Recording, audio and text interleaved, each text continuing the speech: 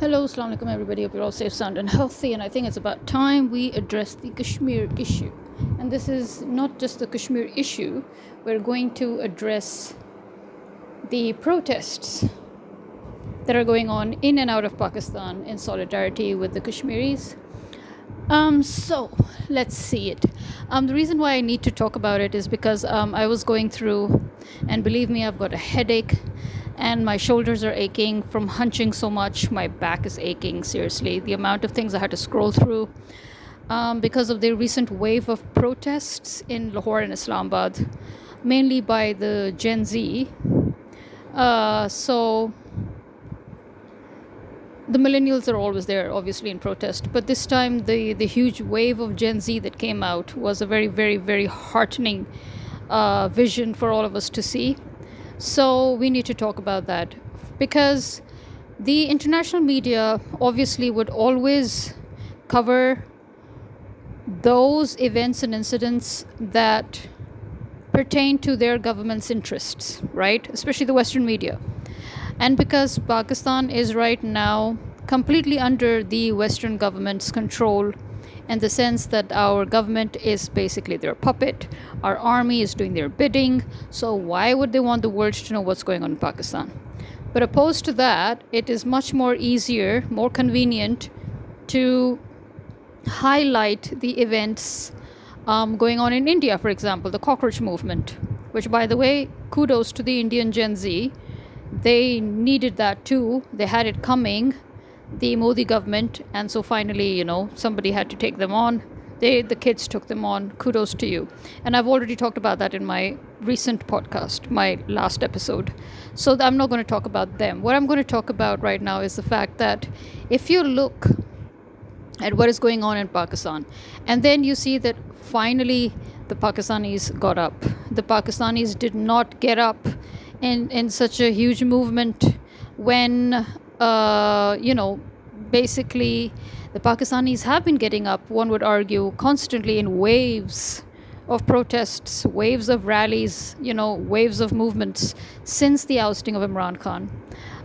The ousting of Imran Khan, in fact, was the first time that the public came out without a leader on their own. And it was a nationwide protest and a rally. But as we know, because Imran Khan did not want bloodshed, he stopped the people because he was afraid of violence. But as I repeatedly said, that was his huge mistake on his part, because stopping the people to stop violence actually did not do that. Actually, stopping the people gave leverage to the enemy to exert violence and to conduct a false flag operation against the people, which was the May 9th in Lahore. So the reason I'm repeating all of that is to remind everybody, because as I said, now that the international media is picking up, on the Kashmir issue and the Balochistan issue, they seem to get many facts wrong. So we need to correct that, okay? So what exactly is going on? What exactly went on was, as I said, the ousting of Imran Khan, the hijacking of our government by the Americans, once again, the blatant disregard of our sovereignty, which according to the Americans and the British, we never had sovereignty in the first place, because the army was placed here by the British to make sure that we never had sovereignty. Jinnah was killed for that reason. Fatma Jinnah was killed for that reason. Liaquat Ali Khan was killed for that reason. All the founders of Pakistan were removed for that reason. Imran Khan is also being removed for that reason, right? So how does it all come up to Kashmir? This is how it came up. The ousting of Imran Khan, the massive nationwide protests, because believe it or not, the whole country was united for the first time in their entire history under Imran Khan. There was a huge, huge unity, solidarity movement under Imran Khan. From Balochistan to KPK to Gilgit-Baltistan to Kashmir to Punjab to Sindh, everybody was one. Okay, that just tells you how divide and rule has been the British norm that has been enforced through the British puppets, the American puppets, whatever you like to call them, in Pakistan, right? And because Imran Khan was an independent party who belonged to nobody, who was nobody's puppet, so under him the whole country automatically united, obviously, because he didn't have to divide and rule anybody. So the Lahore incident occurred. That was the beginning. That's why it's so important to remind everybody, okay? So the Lahore incident was the beginning of it all. When the Lahore incident occurred, women, children, elderly, they were beaten up, they were kidnapped, they were falsely arrested by the police. Most of them are still in jail. The core party members, the OG leadership of Imran Khan's party, including Imran Khan, are in jail till date. Many people who supported them, yes, many people who just supported them vocally online, they were put into prison. Remember Khatija? Remember all the other Sanam, and there's so many of them now. Who can we name? Who can we not name? There's so many named and unnamed people who have been in and out of jail and who are still in jail. Remember Dr. Yasmin. Remember Bushra Bibi, Imran Khan's wife. Everybody who means anything to anybody is in jail, right? Here we are. The actual leadership of PTI are all in jail. Their supporters, they're in jail. Okay, so that was how they conducted their first round of menace towards the people of Pakistan, starting with Lahore, right? Then another wave of protest came up in Islamabad. Remember the Islamabad massacre? So they decided that, let's start killing people, and that will scare them enough. But actually, it did not scare them. No. The people decided to sit by the dead bodies and continue their protest, but then the military targeted them more brutally, forcing them to scatter around. And then when they came back to collect the bodies had vanished. Many of them were beaten up while the bodies were snatched from their arms by the military. So the military killed and then vanished those bodies. That was the Islamabad massacre. Again, the whole nation should have gotten up at that point. The nation should have stopped waiting for any calls from Imran Khan or any leadership, but they kept looking at leadership. That was the biggest problem here. People started waiting for a call. They had lost that confidence, that outrage that caused them to come out into the streets, that momentum that was broken by Imran Khan. I'm sorry to say, they broke that momentum. And so after that, the people were constantly in a confused state, waiting for somebody to give them the call. Although that was pure idiocy. They should have just gotten out. The Islamabad trigger was a trigger big enough for them to get out. Then happened the Muridke incident, the Muridke massacre, which obviously was the army bringing their own people out, telling them to stage a protest for Palestine and then killing them. And this was Asim Munir basically strengthening his position as the hunting dog of the Americans. That was done, right? Again, everybody then in confusion and, in fear, maybe in confusion, in whatever, people did not come out. Although actually that was another trigger for the people to come out. Punjab, you can see this is all Punjab. Lahore, Islamabad, Muridke. This is all Punjab. And so every now and then there were crackdowns. They turned Punjab into a police state. Maryam Nawaz and Asim Munir, they turned Punjab into a veritable police state, right? Then they moved on to Balochistan. Although, to be accurate, if we actually look at it historically, they began with Balochistan years ago.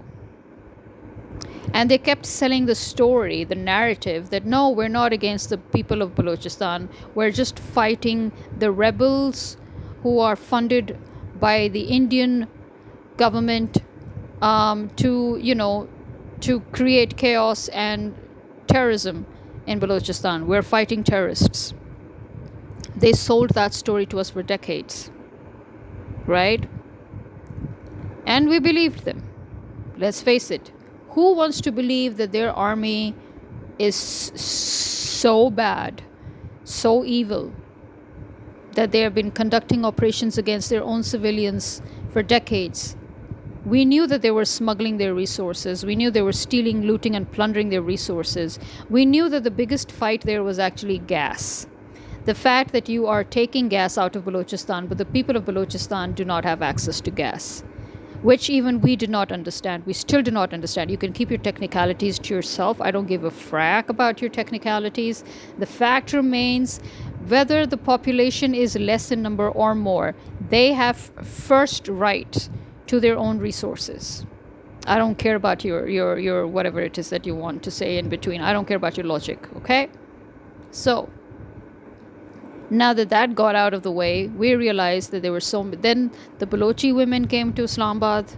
After the Islamabad protest and the Islamabad massacre, by the way, the Balochi women marched to Islamabad about the missing people, the missing men of their families. Where are they? Where has the army taken them? The army kidnapped them in the name of, it's the same thing that the Americans did in their so-called war on terror, where they just declared anybody and everybody a Muslim terrorist, and then they just kidnapped them and put them in jail. No trial, no nothing, no lawyers, nothing, no rights.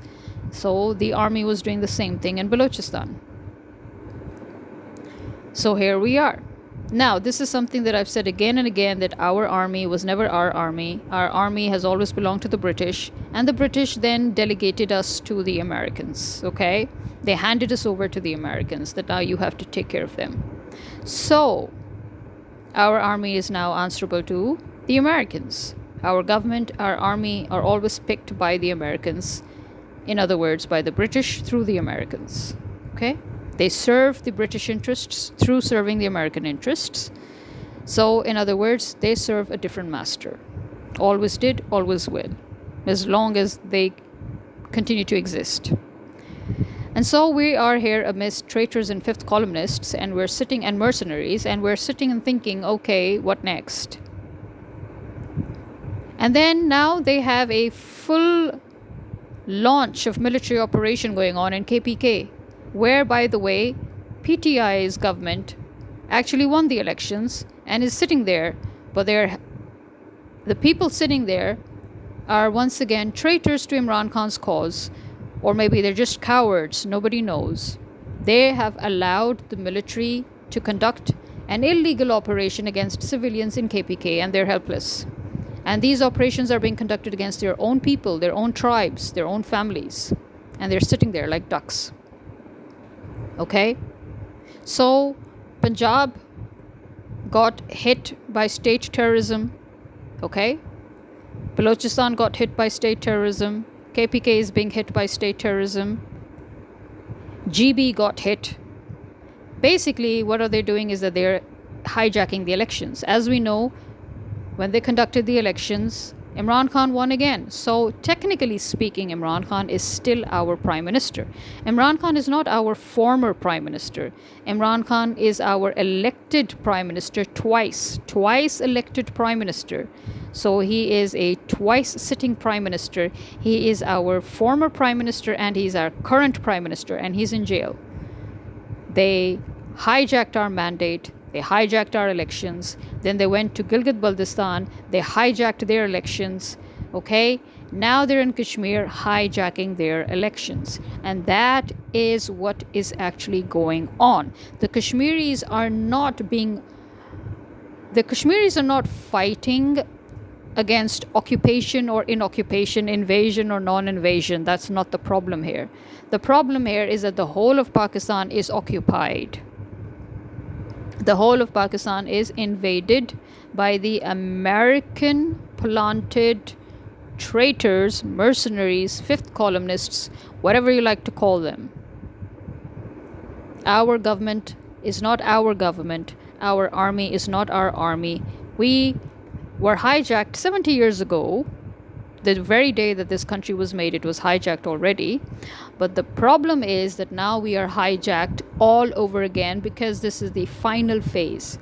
The final phase of the project that the British began when they divided the subcontinent.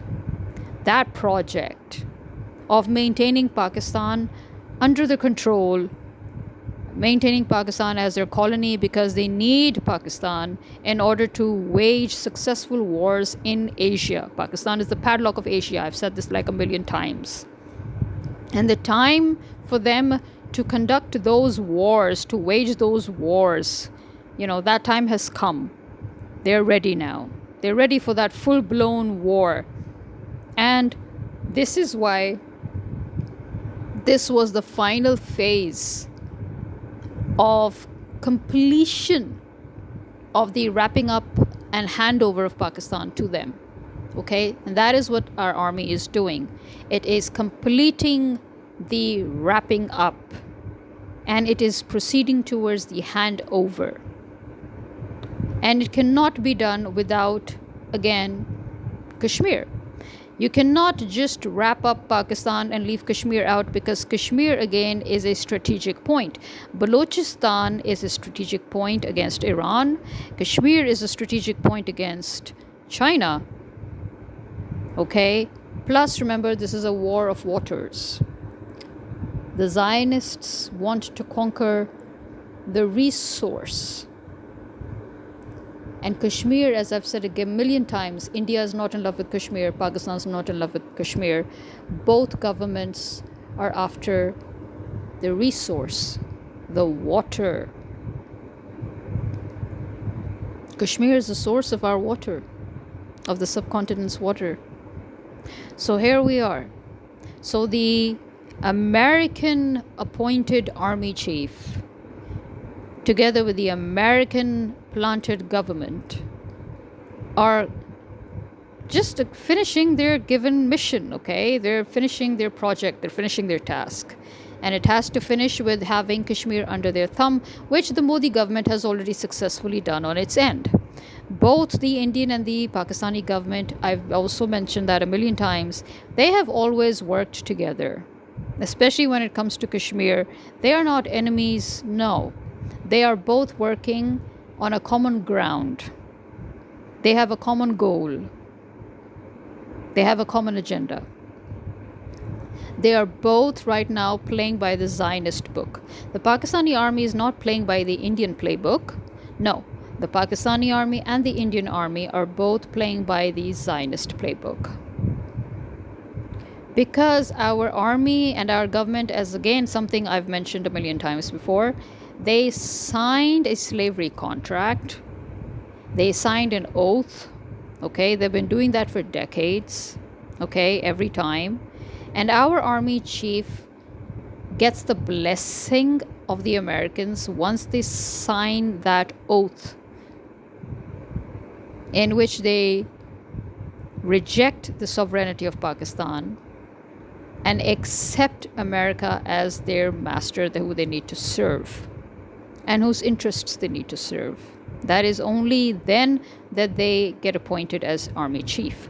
And so, on the other hand, you have a hierarchy. You have the British, who have delegated it to the Americans, and then the Americans, they hire their puppet governments, they delegate the task to them, and then the puppets, they hire the army chief, and then they delegate the task to them. Because you need the dogs, don't you? You need the dogs to accomplish your task. The army is your dog. So, this is what is all going on in Pakistan. And this is why Kashmir became the last straw. Because technically, Kashmir is not a part of Pakistan. They have their own government, they have their own elections, although really, at the end of the day, it is Pakistan administered Kashmir. You can't call it 100% free when you find out that their government are one way or the other, again, puppets, like the Indian Kashmir. Their government are, at the end of the day, puppets. So, it's just like that's a farce, okay? But it was a farce that was still a lot more peaceful. There was still some sort of a pretense there. But the army marching into Kashmir first 2 years ago, and then getting the shit beaten out of them, and then being driven out. But then again, they're marching in now with full brutal force. This basically was the last straw for the people of Pakistan. The Punjabis took their beatings, they took their killings, they took their massacres.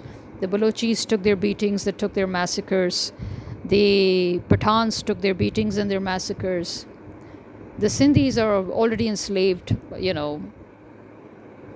What do you have left now? The Gilgit-Baltistan, the people of Gilgit-Baltistan, who again are also technically not exactly a province of Pakistan.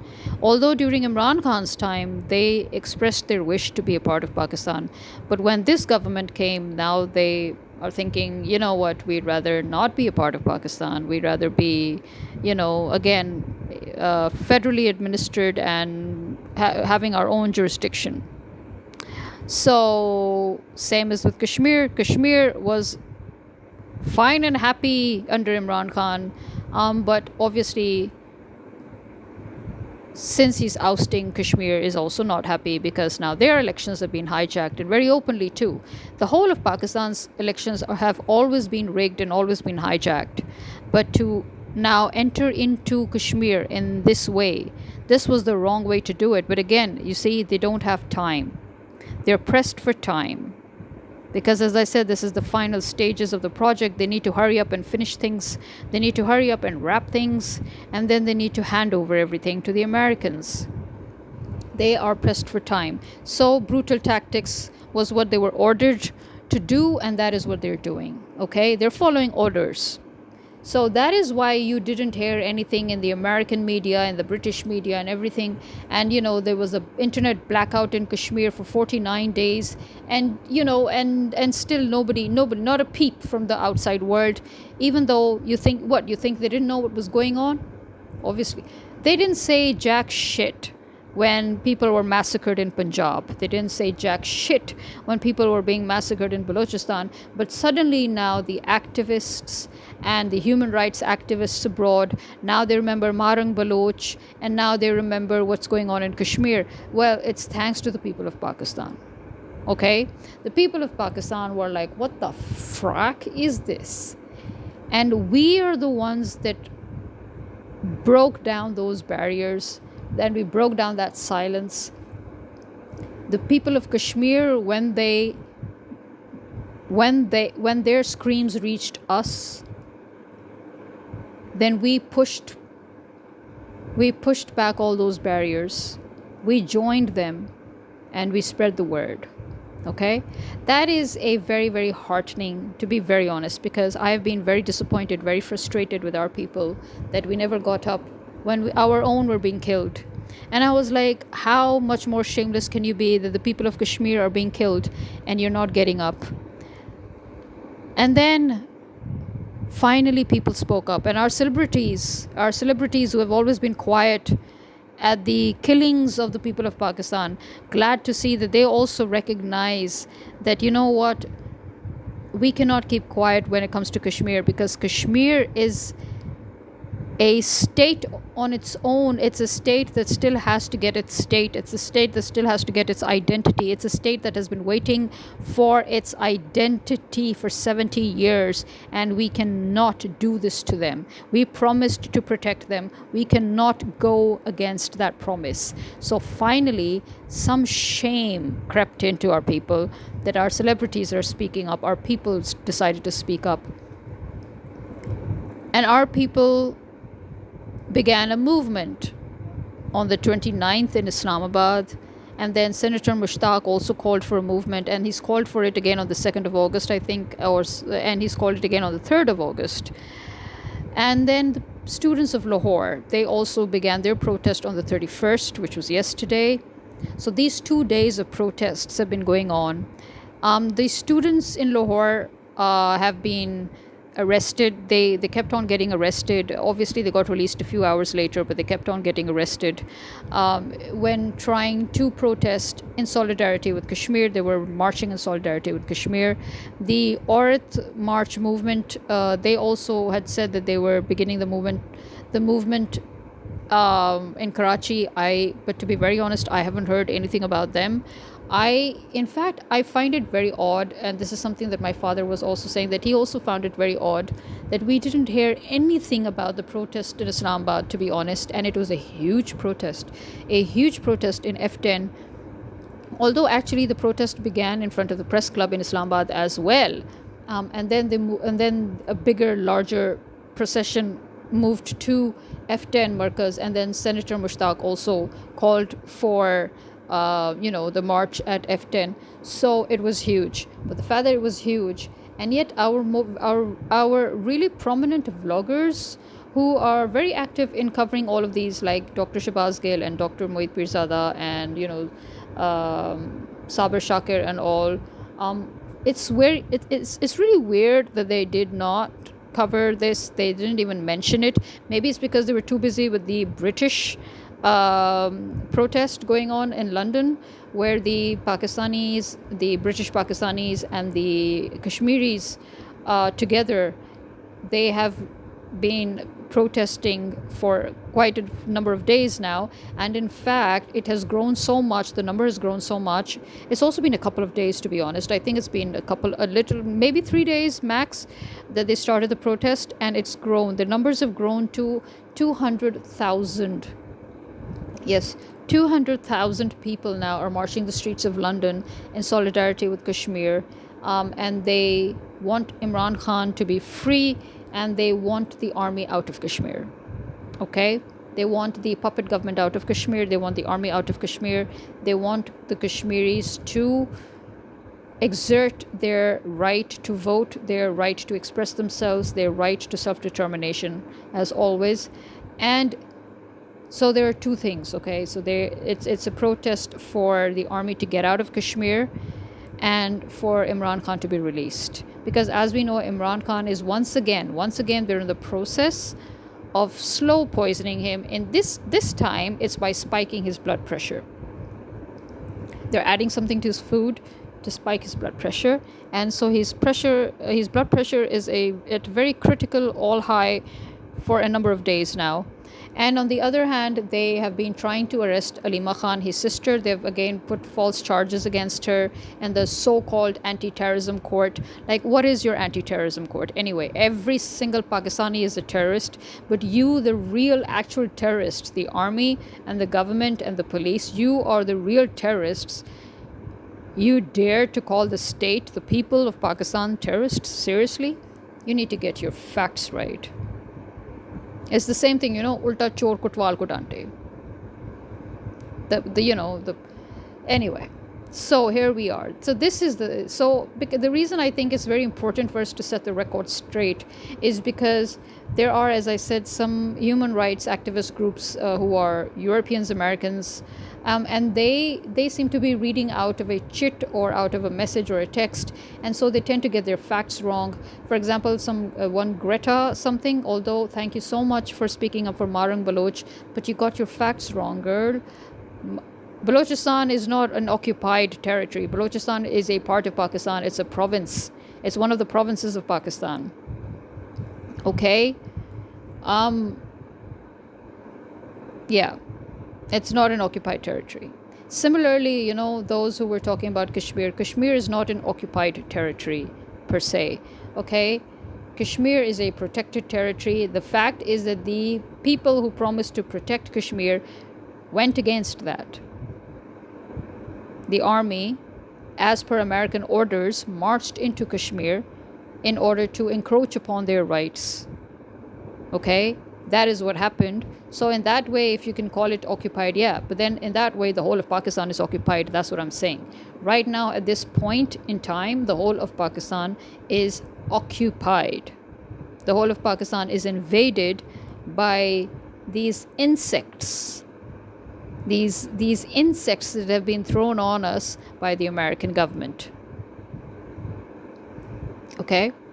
Unfortunately, I can't call them cockroaches because it's so weird, okay? It's so weird. The day I call our government cockroaches on LinkedIn, 2 days later, I find out that the Indian minister decides to call his Gen Z citizens cockroaches. I'm like, seriously? Way to hijack my whole project. Seriously. So I can't even call anybody a cockroach now. Such is my luck. So here we are. We've got these insects. We've got these termites. Let's call them termites. I hate termites, by the way. I really, really hate termites. Especially when it's raining season, like monsoon and all, when it rains a lot and then these flying termites come in. Yeah, totally loathe them. So yeah, let's call them termites. Now, interesting fact. Gen Z has suddenly become very vocal If you try to Google it, you would see that they're like, oh, Gen Z became very vocal after the ousting of Imran Khan. But no, no. Because you see, actually, it was the millennials, as we know. The millennials were the youth, they're the ones who have been very, very active, with Imran Khan. They are the ones who were very, very active in their movements with Imran Khan. All these, weekly protests that we did before the elections. And then finally Imran Khan won the elections. All those protests that the whole nation of Pakistan came out in the streets for Imran Khan, with Imran Khan, and they were not actually just millennials, to be honest. Under Imran Khan, to be very honest, every single age group came out. Our fathers, our grandfathers, our children, our grandchildren, the millennials, the Gen Z, even alpha babies, the babies were out. So yeah, it was a whole, there was, you can't fixate on one generation. Every single generation was out with Imran Khan. But when Imran Khan was ousted, when he was kidnapped in front of the whole world by your illegally formed army, so then the millennials, basically, they were the ones who formed the mature, organized backbone of the street protests, right? That was in April 2022, which is what as we know, that after that, the 9 May thing occurred, the false flag operation in Lahore. Yeah. So, because, at that time, millennials were in their mid-20s to early 40s. So they had that structured maturity, the political history, the physical presence to organize the immediate large-scale urban rallies, right? So the distinction between how millennials and Gen Z engaged during this era can be broken down into distinct roles, okay? So the millennial role was the street execution and organization, mass mobilization. They were the primary demographic, filling the initial mass rallies across major cities like Lahore, Karachi, Islamabad, right? Political structure. Having witnessed the entire trajectory of the Pakistani Tehreek-e-Insaf, PTI, Imran Khan's party, from a minor player to a ruling government, millennials held the formal roles within the party's youth wings and local leadership structures required to coordinate, logistics on the ground. Then you had the economic stakes. As working professionals, young parents, and job seekers, millennials were directly hit by the immediate economic shifts driving their active participation in the post-ouster political movement. Now we come to the Gen Z role, the shift to digital guerrilla warfare. Although, again, here I will reiterate, even the digital guerrilla warfare was actually actively begun by the millennials, but okay. So Gen Z then later on took over the digital, the whole digital warfare, okay? As we know, the memes, the Pakistani memes are very famous across the world now, because every time something happens, then Pakistanis are famous for bringing out memes. Even when the war with India occurred, Pakistanis were busy bringing out extremely hilarious memes. Even against the government, they were bringing out memes. So yes, that primarily then shifted towards the Gen Z, universe, let's put it this way. So in 2022, a large portion of Gen Z was still in school or university, right? So instead of organizing physical rallies, they weaponized platforms like TikTok and Instagram. They pioneered the hyper-irreverent, decentralized, anti-establishment meme culture, trends, and spaces that aggressively broke old political taboos online. Okay, so that is, as I said, that's what we give them the credit for, the meme credit. Okay, now the convergence. The line between the two generations blurred heavily by the time the 9 May 2023 unrest occurred. Okay, so you see why it was so important for me to remind you of how 9 May started everything. The escalation from organized political rallies into decentralized, leaderless street anger saw an influx of younger Gen Z student demographics joining millennials on the front lines, fundamentally changing the dynamic of political defiance in Pakistan. Okay? And so now, even though we were complaining a lot, we millennials especially, We have been very frustrated with the Gen Z for not coming out in the streets, for not bogging down the nation, for not crippling the government, as we have seen that you can successfully do. But as I said, it's so heartening to see that when Kashmir began to bleed, Gen Z got out. They no longer just stuck to digital warfare. They're out there in the streets. Obviously, as I said, if you look at Islamabad, you will see the millennials are out there too. But Gen Z is out there too. Women obviously are look at it this way. Women were extremely active in the making of Pakistan, and women were extremely active in the establishment of Pakistan, and then women are now once again extremely active when it comes to fighting for the freedom of Pakistan. And then you understand why Asim Munir is so terrified of women, that since he and this government have come, they have been constantly targeting women, as you must have seen. No other government, no other dictator has ever targeted women in their entire history, except for Asim Munir and this government. They have set a new precedence. Ziaul Haq, who was known as the worst dictator ever to have lived on this earth, although actually the worst was Ayub Khan, but Ziaul Haq was considered the worst, and even he didn't go so far.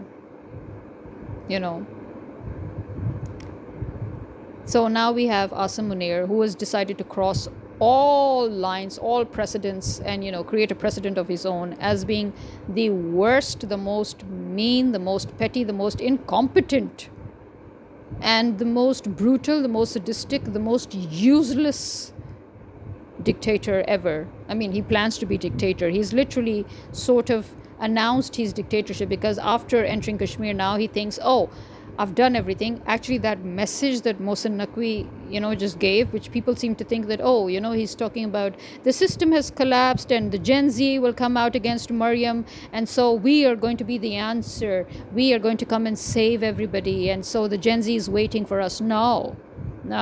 First of all, they're not waiting for you.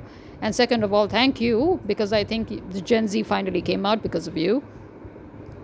And number three, this was a message to their American masters that, okay, the work is all but done here. Once we finish with Kashmir and Asim Munir becomes president, then Pakistan is all yours. That's basically what he was saying.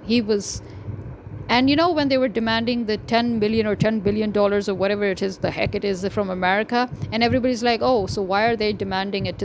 Yeah, they're demanding their cut, okay? They're like, okay, we killed people for you. We broke down the system for you. We have even entered Kashmir for you. We took that hit, that was a great risk that we took for you. It was a great risk for the army, by the way, and for the government. We went through so much for you. We literally burnt our bridges for you, which they have burnt their bridges. So, yeah, it's pay time. Pay us. And then you're welcome to come and take over.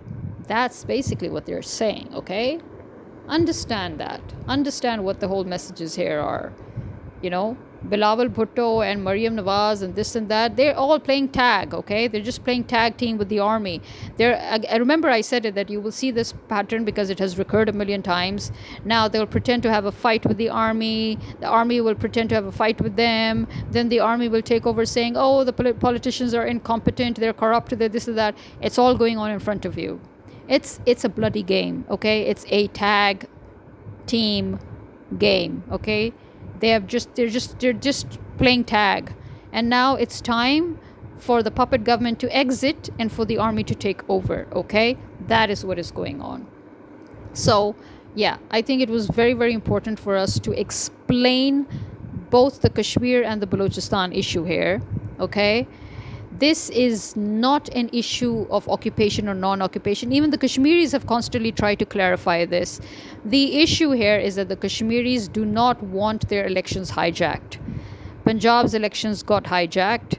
Gilgit-Baltistan's elections got hijacked. KPK's elections are basically sold off, because although PTI is the government, but the truth is the people in the government are sold out. They're sold out, okay? And they've betrayed Imran Khan.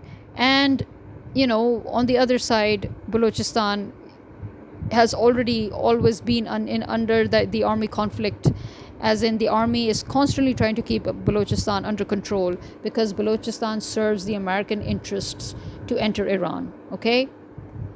Also, not to mention the Americans' interest in the resources in Balochistan, the rare earth minerals, remember that, okay? As if they hadn't plundered enough from Afghanistan. So, this is what is going on. Our army was never our army. Again, I'll remind you all. So please feel free to go against them. In fact, it's very important that this protest that has begun shouldn't fizzle out. The worst part that happens, actually, see, that's the thing.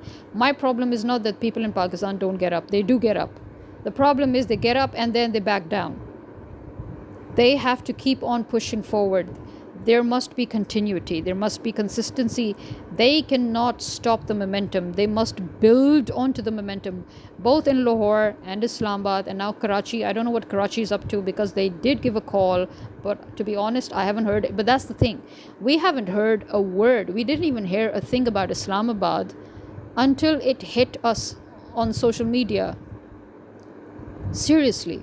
We didn't even hear a word of Lahore, despite the fact that we are in Lahore, and we are like, okay, so where's everybody? We didn't even know about that. And then we knew about England because obviously that got great coverage, So I find it very, very odd. Many people are finding it odd, I guess, now. Why is it that Mohit Pirzada or Sabir Shakir or Imran Riaz Khan or, Adil Raja or Shabazz Gill and all the others, and Samina Pasha and all, how come they didn't cover this? Well, I haven't heard Samina Pasha. I don't know if she's covered it or not, but I've heard all the others. None of them have covered this. How is it that none of them covered the fact that there was a massive protest in Islamabad, and then after that it was followed by a massive protest in Lahore where people are coming out for Kashmir? But I do know that there's another call for August 3rd by Senator Mushtaq, and I do know that there is a call that Shabazz Gill has made for August 2nd in front of the Pakistan Embassy in Washington, okay, for the Pakistani Americans to reach out there, and the Pakistani Kashmiris and Americans, they need to go there. So, I mean, the American, you know what I'm saying, right? So yeah, they need to all go there. In fact, what happened to Australia? Australia was so active in the beginning with regards to Imran Khan, and the Australian government was so active.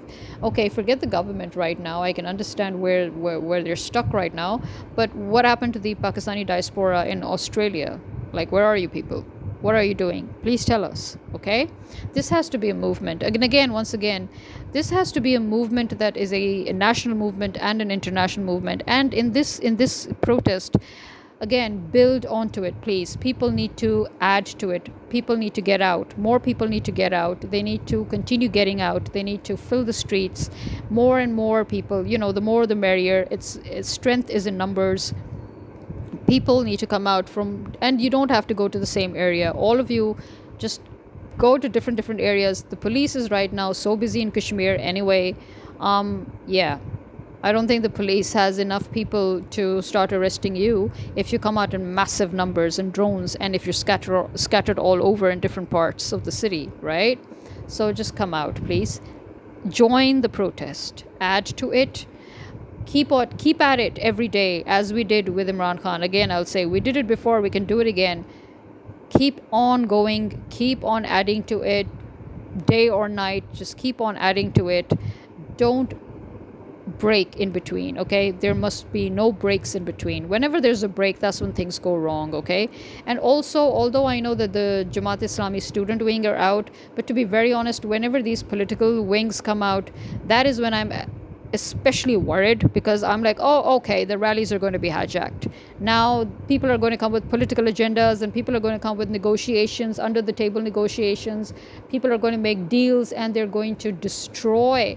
So yeah, no, we need the decentralized, the unfiltered, the raw organic movement of civilians and public. This is something I've been saying for 4 years now, and we know that we need it. And the thing is that we have had it, but people, as I said, keep on breaking the momentum, or they keep on backing down. Do not back down, please. And people, more and more people should join in. More and more people should join in. They should increase every single day in numbers.